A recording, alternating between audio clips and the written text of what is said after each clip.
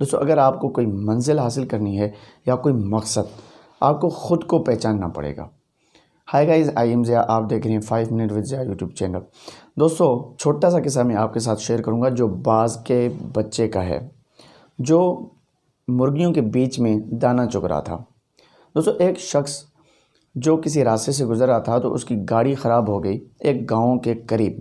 اس نے سوچا کہ کیوں نہ گاؤں والوں سے کچھ نہ کچھ مدد حاصل کی جائے تاکہ میری گاڑی ٹھیک ہو، میں اپنی منزل تک پہنچ سکوں۔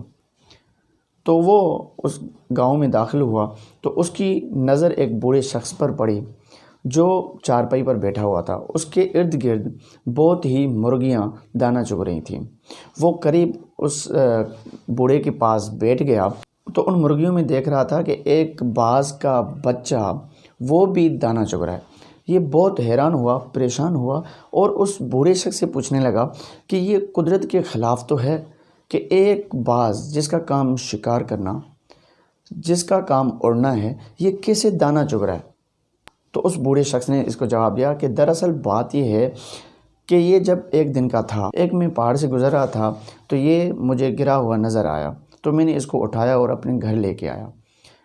گھر اس کو میں نے ان مرغیوں کے ساتھ چھوڑ دیا۔ ان کی جب کچھ دنوں کے بعد آنکھیں کھلی تو اس نے ارد گرد اپنے مرغیاں دیکھی۔ جیسے ہی مرغیاں دیکھی وہ خود کو سمجھنے لگا کہ میں ان مرغیوں کا بچہ ہوں اور یہ جو چھوٹے چھوٹے چوزے ہیں یہ میرے بھائی بہن ہیں۔ تو یہ جو دانہ چگنا ہے یہ وہ سیکھ گیا ہے۔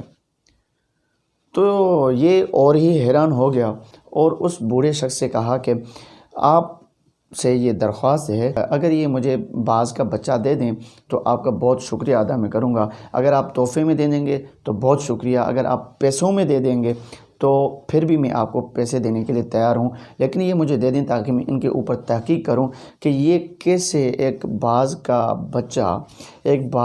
بچہ کیسے دانہ چگ سکتا ہے۔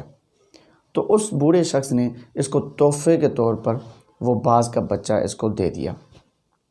یہ باز اٹھا کر اپنے گھر پہنچا اور روزانہ بلا ناگہ یہ اپنے گھر کی چھت پر جاتا، اس کو لے کے وہاں پر اس کو کہتا تم خود کو پہچانو، تمہارا کام ہے اڑنا، تمہارا کام ہے شکار کرنا۔ تو وہاں پر یہ کہہ کر وہاں سے نیچے پھینکتا۔ جیسے ہی پھینکتا یہ اپنا گردن جو ہے جھکا لیتا اور اپنے جو پر ہوتے تھے وہ بھی سکیڑ کر، جیسے مرغی سکیڑ لیتی ہے، نیچے جو ہے وہ گر جاتا تھا۔ روزانہ وہ اس ٹیبل پر اس کو بٹھاتا اور کہتا کہ تمہاری جو پہچان ہے وہ ہے اڑنا، شکار کرنا۔ تم ایسے مرغیوں کے ساتھ رہ کر تم یہ کیا سیکھ گئے ہو؟ ایک دن یہی شخص اس کو اٹھا کر ایک بہت بڑے پہاڑ پر اس کو لے کے گیا۔ جیسے وہاں پر پہنچا، وہاں پر پہنچ کر اس باز کے بچے کو کہا کہ سن، تمہارا کام ہے، تمہاری پہچان یہ ہے کہ اڑنا، تم خود کو پہچانو، تمہارا کام ہے اڑنا، تمہارا کام ہے شکار کرنا، نہ کہ دانہ چگنا، نہ کہ چپ کر کے بیٹھ جانا۔ تو وہاں سے بہت بڑے پہاڑ سے اس کو نیچے پھینکا تو اس نے پھر بھی وہی اپنا گردن جو ہے جھکا دیا اور اپنے جو پر ہیں وہ بھی بند کر دیے، سکیڑ لیے اور اپنی آنکھیں بند کر دی۔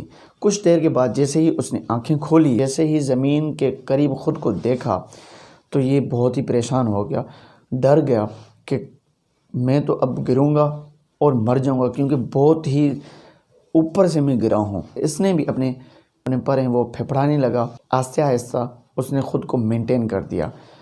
جب وہ اڑنا صحیح طرح شروع ہو گیا تو وہ خوش ہو گیا اور اس خوشی میں یہ زیادہ اوپر اڑنا شروع ہو گیا۔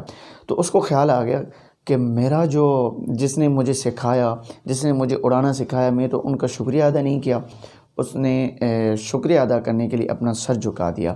جیسے ہی سر جھکایا تو اس شخص نے اس کو کہا کہ میں نے تو تمہارے ساتھ کچھ بھی نہیں کیا، میں نے صرف تمہاری جو اصلیت ہے، تمہارا جو مقصد ہے، تمہاری جو پہچان ہے، میں نے وہ تمہاری بتا دی۔ تمہاری پہچان ہے اڑنا، شکار کرنا۔ دوستو خود کی پہچان کا آپ کے لیے یہ بہت بڑا تحفہ ہے کہ آپ اس ملک کی ترقی میں اپنا کردار ادا کرو۔ وہ کیسے کرو گے؟ جب خود کو پہچانو گے، خود کو انالائز کرو گے کہ میں کیا کر سکتا ہوں۔ جب خود امیر ہوگے، جب خود جو ہے کسی منزل پر پہنچو گے، تو ہمارا یہ جو ملک ہے یہ بھی خود کسی نہ کسی منزل پر پہنچ جائے گا۔ آپ کا سننے کا بہت بہت شکریہ۔ اللہ